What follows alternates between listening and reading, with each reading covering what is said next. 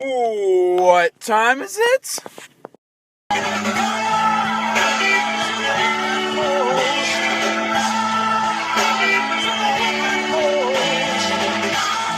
So today we're going to talk a little bit about a little rivalry between John Lennon of the Beatles and Bob Dylan. So when the Beatles started out, they were just playing some, upbeat, poppy rock music. Nothing too major, nothing crazy. And Bob Dylan, obviously, was a folk artist. And folk music was all about the lyrics. The music itself was never that complicated. It was basic chords, but the lyrics were really important. And so it seemed like, it was supposed to be kind of more intellectual music in a lot of ways. And people loved Bob Dylan and they loved folk music. So John Lennon wanted to sort of take a page out of Bob Dylan's book and experiment into the folk scene a little bit with their the Beatles album Rubber Soul.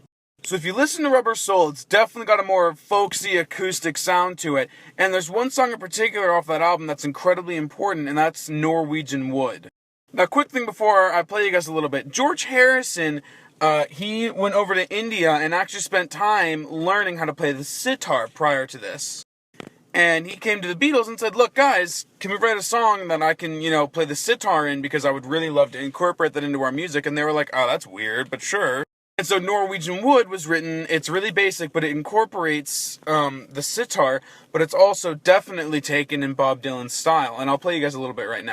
I once had a girl, or should I say, she once had me. So that song was released on Rubber Soul, and that album, and especially that song, became pretty popular. People really liked it, especially a lot of people in the folk scene. But Bob Dylan was a little like, you're kind of stealing my thunder here, and so he writes a song called Fourth Time Around, which is kind of a response to this. Fourth Time Around is in the same key, has a similar, progression. It sounds really similar. I'll play you guys a little piece of it so you can hear.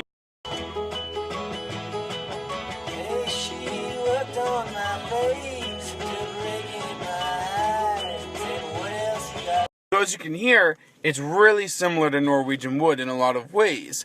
And in some ways, it's kind of a warning to the Beatles, and John Lennon freaked out. Because the song's really just about a relationship that doesn't really work out.